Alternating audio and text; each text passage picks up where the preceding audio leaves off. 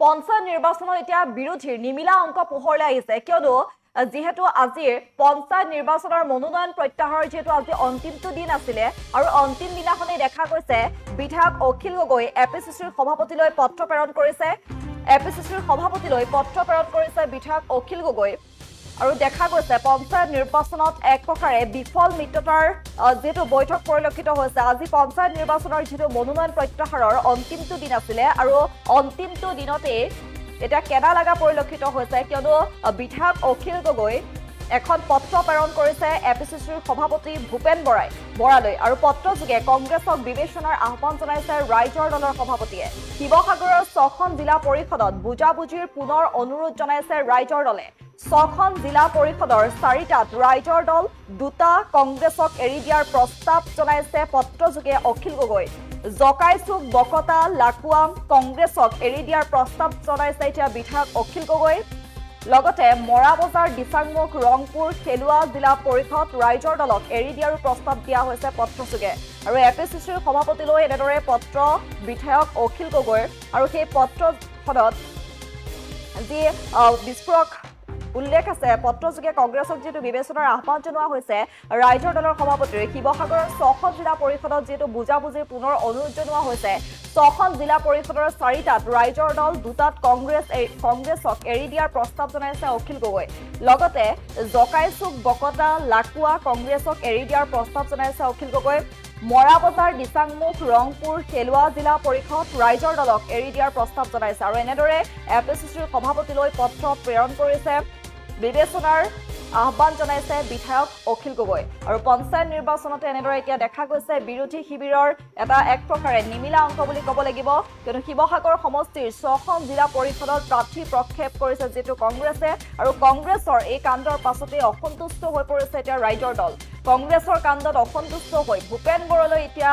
পত্ৰ প্ৰেৰণ কৰিছে ৰাইজৰ দলৰ সভাপতিয়ে আসন বুজাবুজিৰ বাবে ভূপেন বৰালৈ পত্ৰ প্ৰেৰণ কৰিছে অখিল গগৈ শিৱসাগৰ সমষ্টিৰ 6খন জিলা পৰিষদৰ 2খন কংগ্ৰেছক এৰি দিয়া হ'ব বুলিও পত্ৰত উল্লেখ আছে এই সন্দৰ্ভত জিলা পৰ্যায়ত কংগ্ৰেছ আৰু ৰাইজৰ দলৰ মাজত বৈঠক যেহেতু অনুষ্ঠিত হৈছিল বুলিও পত্ৰযোগে উল্লেখ কৰিছে অখিল গগৈ আৰু শিৱসাগৰত ৰাইজৰ দলৰ বিধায়ক থকাৰ বাবে জনসমৰ্থন কংগ্ৰেছৰ তুলনাত বেছি বুলিও উল্লেখ কৰে অখিল গগৈ আৰু আজিৰ ভিতৰতে সেই বুজাবুজি সম্পূৰ্ণ হ'ব বুলিও এতিয়া আশা প্ৰকাশ কৰিছে পত্ৰযোগে যেহেতু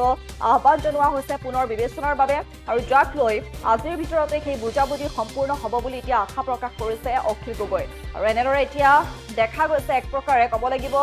পঞ্চায়ত নিৰ্বাচনত এনেদৰে বিৰোধী শিবিৰৰ এক প্ৰকাৰে নিমিলা অংক বুলি ক'ব লাগিব কিয়নো যেহেতু আজি পঞ্চায়ত নিৰ্বাচনৰ প্ৰত্যাহাৰৰ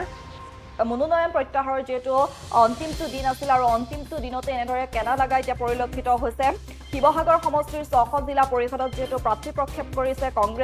কংগ্ৰেছৰ এই কাণ্ডৰ পাছতে এতিয়া অসন্তুষ্ট হৈ পৰিছে ৰাইজৰ দল আৰু যাৰ পৰিপ্ৰেক্ষিতত এনেদৰে কংগ্ৰেছৰ কাণ্ডত অসন্তুষ্ট হৈ ভূপেন বৰালৈ পত্ৰ প্ৰেৰণ কৰিছে এতিয়া ৰাইজৰ দলৰ সভাপতিয়ে আসন বুজাবুজিৰ বাবে ভূপেন বৰালৈ পত্ৰ প্ৰেৰণ কৰিছে অখিল গগৈ শিৱসাগৰ সমষ্টিৰ 6খন জিলা পৰিষদৰ 2খন কংগ্ৰেছক এৰি দিয়া হ'ব বুলিও পত্ৰত উল্লেখ আছে আৰু এই সন্দৰ্ভত জিলা পৰ্যায়ত কংগ্ৰেছ আৰু ৰাইজৰ দলৰ মাজত বৈঠক যেহেতু অনুষ্ঠিত হৈছিল বুলি উল্লেখ কৰিছে অখিল গগৈ শিৱসাগৰত ৰাইজৰ দলৰ বিধায়ক থকাৰ বাবে জনসমৰ্থন কংগ্ৰেছৰ তুলনাত বেছি বুলি উল্লেখ কৰে অখিল গগৈ আৰু আজিৰ ভিতৰত বুজাবুজি সম্পূৰ্ণ হ'ব বুলি আশা প্ৰকাশ কৰিছে অখিল গগৈ আৰু পত্ৰযোগে এই কথা উল্লেখ আছে পুনৰ বিবেচনাৰ বাবে যেহেতু কংগ্ৰেছক অনুৰোধ জনোৱা হৈছে পত্ৰযোগে আৰু আজিৰ ভিতৰতে সেই বুজাবুজি সম্পূৰ্ণ হ'ব বুলি আশা প্ৰকাশ কৰিছে অখিল গগৈ আৰু যাক লৈ এতিয়া তীব্ৰ ৰাজনৈতিক মহলত আচলতে এক প্ৰকাৰে তীব্ৰ চৰ্চা লাভ কৰা পৰিলক্ষিত হৈছে ইয়াৰোপৰি গোলাঘাটত যেটো উপস্থিত হৈ ৰাইজৰ দলৰ কাৰ্যকৰী সভাপতি ভাস্কৰদী শইকীয়াই এই সন্দৰ্ভতো কিছু মন্তব্য কৰিছে সেই মন্তব্য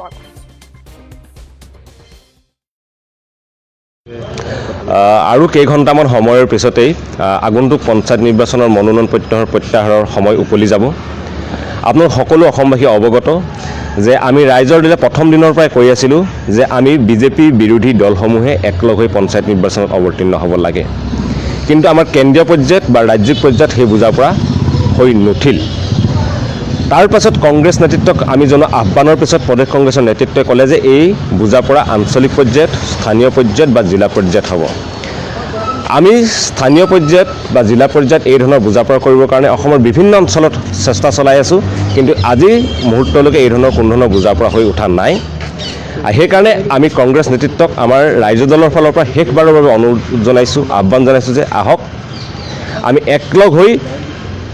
আগন্তুক পঞ্চায়ত নিৰ্বাচনটোত বিজেপিৰ বিৰুদ্ধে খেলোঁ, তেতিয়াহে আমি আমাৰ প্ৰধান শত্ৰু বিজেপিক পৰাভূত কৰাটো সম্ভৱপৰ হৈ উঠিব। আমি সেইকাৰণে ভূপেন বৰা ডাঙৰীয়াক প্ৰদেশ কংগ্ৰেছৰ সভাপতি, বিৰোধী দলপতি দেৱব্ৰত শইকীয়া ডাঙৰীয়াক, লোকসভাৰ উপদলপতি তথা যোৰহাটৰ সাংসদ গৌৰৱ গগৈ ডাঙৰীয়াক অনুৰোধ জনাইছোঁ যে আপোনালোকে জিলা পৰ্যায়ৰ নেতৃত্বক, আপোনালোকৰ স্থানীয় নেতৃত্বক শেষ সীমা উকলি যোৱাৰ আগতে নিৰ্দেশনা প্ৰদান কৰক, যাতে আমাৰ মাজত এটা বুজাপৰা অনুষ্ঠিত হয় আৰু আমি যে বুজাপৰাৰ মাজেৰে আগন্তুক পঞ্চায়ত নিৰ্বাচনটোত অৱতীৰ্ণ হ'ব পাৰোঁ। আমি উদাহৰণস্বৰূপে আপোনালোকে এটা কথা ক'ব বিচাৰোঁ যে আপোনাৰ যোৰহাট বিধানসভা, শিৱসাগৰ বিধানসভা সমষ্টিত আমাৰ দলৰ সভাপতি অখিল গগৈ ডাঙৰীয়া বিধায়ক হিচাপে আছে। তাত 6টা জিলা পৰিষদৰ আছে, নতুন আৰু পুৰণিৰ 2টা এলেকা মিলাই। আমি বিধায়ক থকাৰ পিছতো তাৰ 2টা ZPC জিলা পৰিষদ আমি কংগ্ৰেছ দলক এৰি দিবলৈ সাজু হৈ আছোঁ। জিলা পৰ্যায়ত আমাৰ আলোচনা হৈছে, কিন্তু কংগ্ৰেছৰ নেতৃত্বই সেই কথা এতিয়ালৈকে মানি লোৱা নাই। আমি যদি ভূপেন বৰা ডাঙৰীয়াক কওঁ, তেখেতে গৌৰৱ গগৈ ডাঙৰীয়াৰ কথা কয়। আমি যদি আকৌ দেৱব্ৰত শইকীয়াৰ লগত কথা পাতোঁ, তেখেতে ভূপেন বৰা ডাঙৰীয়াৰ কথা কয়। আমি দেখা পাইছোঁ ইজনে সিজনৰ গালৈ বলটো ঠেলি দিয়ে, কিন্তু আল্টিমেটলি আমি কোনো ধৰণৰ স্পষ্ট নিৰ্দেশনা বা ৰিজাল্ট আমি এতিয়ালৈকে পোৱা নাই। আৰু কেইঘণ্টামানৰ পিছতে সময়সীমা উকলি যাব। গতিকে আমাৰ শেষ আহ্বান কংগ্ৰেছ নেতৃত্বৰ প্ৰতি, আহক আমি একেলগে বিজেপিৰ বিৰুদ্ধে পঞ্চায়ত নিৰ্বাচনটো খেলোঁ, আৰু খেলিলে যিটো অসমবাসী ৰাইজে বিচাৰিছে, তেতিয়াহে আমি হয়তো এটা ইতিবাচক ৰিজাল্ট পাম। চাওক, 26ৰ বিধানসভা নিৰ্বাচনৰ কাৰণে আমি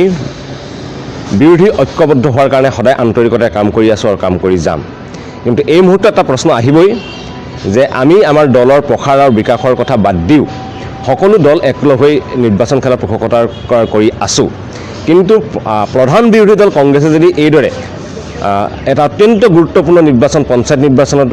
ঐক্যবদ্ধ নহয়, তেনেহ'লে তাৰ ফলাফল আমি কিমান ইতিবাচক হ'ব আমি নাজানো। কাৰণ আপোনালোক সকলোৱে জানে যে তৃণমূল কৰ্মী যদি আমি ঐক্যবদ্ধ হ'ব নোৱাৰোঁ, এনেই ওপৰত ঐক্যবদ্ধ হৈ লাভ নাই। আৰু তৃণমূল কৰ্মী ঐক্যবদ্ধ হোৱাৰ কাৰণে